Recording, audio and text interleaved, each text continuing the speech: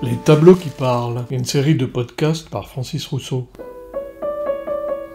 Meret Oppenheim, 1913 et 1996, Le déjeuner en fourrure, 1936, MoMA, New York.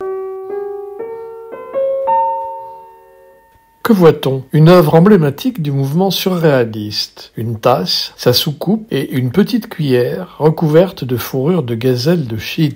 La tasse est cachée, on peut seulement la deviner. Nous sommes en 1936 et en manufacturant cet objet, en lui appliquant un glissement de sens, l'artiste suisse Meret Oppenheim remet en question l'utilité même des objets du quotidien. Ce sera le cas de beaucoup d'artistes du mouvement surréaliste. André Breton, et je vais vous demander, qu'est-ce que le surréalisme ?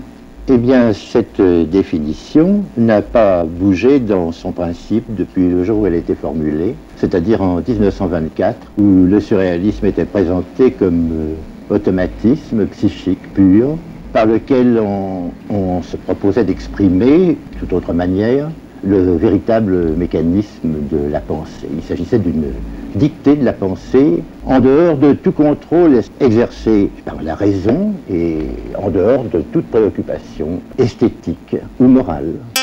Cet objet est inutile, mais d'un autre côté, il fait également appel au sens. L'œuvre donne envie d'être touché. Tenter de boire dans cette tasse, d'y plonger ses lèvres, pourrait se révéler une expérience désagréable pour certains, mais plutôt agréable, voire même sensuelle pour d'autres. C'est cette confusion des sensations, ce glissement brutal hors du réel, pourtant provoqué par un objet bien réel, c'est tout cela qui transparaît dans cette œuvre et qui en fit un des monuments du mouvement surréaliste. Meret Oppenheim la résumera en disant « L'art doit tout à l'esprit, rien au décoratif ». Comme d'habitude avec les œuvres surréalistes, celle-ci, tout emblématique qu'elle soit, serait née d'une plaisanterie et d'un défi. Au départ, une banale conversation de fin de déjeuner entre Meret Oppenheim, Dora Maar et Pablo Picasso. Montrant à Dora Maar, qui s'étonnait de ce bijou, un bracelet en fourrure qu'elle avait au poignet, Meret lui avoua qu'elle l'avait confectionné en collant simplement un vieux morceau de fourrure de gazelle râpé sur un tube de laiton qui traînait par là. Les trois artistes éclatèrent de rire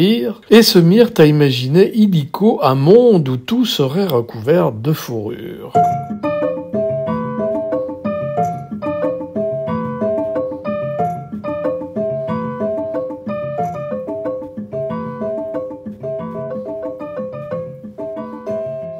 Meret Oppenheim aurait alors dit en désignant la tasse de café qui se trouvait devant elle, même cette tasse et cette soucoupe pourraient l'être. Et poussant l'humour et le comportement surréaliste plus loin, elle aurait crié à l'encan, comme Dali aurait pu le faire, « Garçon, encore un peu de fourrure, s'il vous plaît ». Et sitôt rentrée chez elle, Meret réalisa alors cet objet qu'elle présenta à la fameuse exposition d'objets surréalistes qui eut lieu entre le 22 et le 29 mai 1936, date mémorable, à la galerie Charles Raton, et qui était un véritable manifeste du surréalisme, si l'on en juge par les noms inscrits au catalogue. Lucie Schwob, Léonore Fini, Dora Maar, Paul Nouget, Man Ray, Max Hervé, Hans Arp, André Breton, Alexandre Calder, Salvador Dali, Oscar Dominguez, Marcel Duchamp, Paul Éluard, Max Ernst, Alberto Giacometti, Carlade, René Magritte, Léo Mallet, Johan Miro, Roland Penrose, Pablo Picasso, Yves Tanguy. Et j'en passe une bonne partie.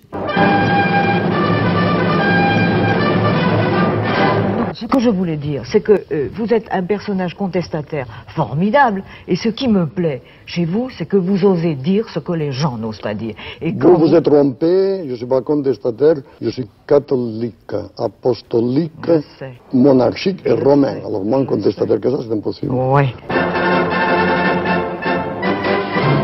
Alfred Barr, directeur du Museum of Modern Art, le MoMA de New York, achète immédiatement cette œuvre, pressentant qu'elle va jouer un rôle essentiel dans l'histoire du mouvement surréaliste. Et en effet, dès l'année suivante, elle en devient un des emblèmes phares, illustrant la pratique courante des surréalistes de faire appel à des objets manufacturés et à des assemblages pour les hisser au rang d'œuvres d'art. À l'occasion de l'exposition décisive réalisée au MoMA entre l'automne 1936 et le printemps 1937, 1937, Alfred Barr écrit « Ces dernières années, peu d'œuvres d'art ont autant capté l'imaginaire populaire. Le service à thé en fourrure concrétise l'improbabilité la plus extrême, la plus bizarre. La tension et l'excitation provoquées par cet objet dans l'esprit de dizaines de milliers d'Américains se sont exprimées par la rage, le rire, le dégoût ou la joie la plus débridée. » Marcel Duchamp, quel pouvoir attribuez-vous à l'humour ? Un grand pouvoir. L'humour pour moi a été une sorte de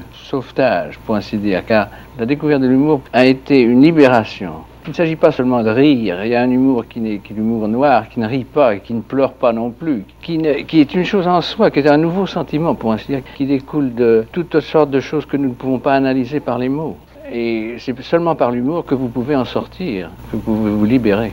Meret Elisabeth Oppenheim, écrivaine, artiste peintre, photographe et plasticienne suisse, fut membre du mouvement surréaliste dès les années 1920, aux côtés d'André Breton, Louise Buñuel et Max Ernst. Membre, mais pas pour autant intégré au mouvement, car les surréalistes avaient une fâcheuse tendance à cantonner les femmes dans l'unique rôle de muse. Maître, ce n'est pas sans crainte et sans trac que l'on... Ne craignez rien, vous pourrez pas vous plaindre sans raison. Gala Éluard, bien qu'artiste, surréaliste, à part entière, choisira par exemple de continuer à être la muse inspiratrice de son mari Salvador Dali, alors que Meret Oppenheim décida très tôt d'être la muse de personne d'autre que d'elle-même. Les critiques, qui avaient quelquefois du mal à accepter qu'il s'agisse d'une artiste femme, la désignèrent longtemps sous le nom de Monsieur Oppenheim, jusqu'à ce jour de 1936, où son déjeuner de fourrure l'imposa comme artiste à part entière. Si, comme le dit Dali, tout mène à la fourrure, moi je peux dire que la fourrure mène à tout, aurait-elle dit en riant un jour à son amie Léonore Fini.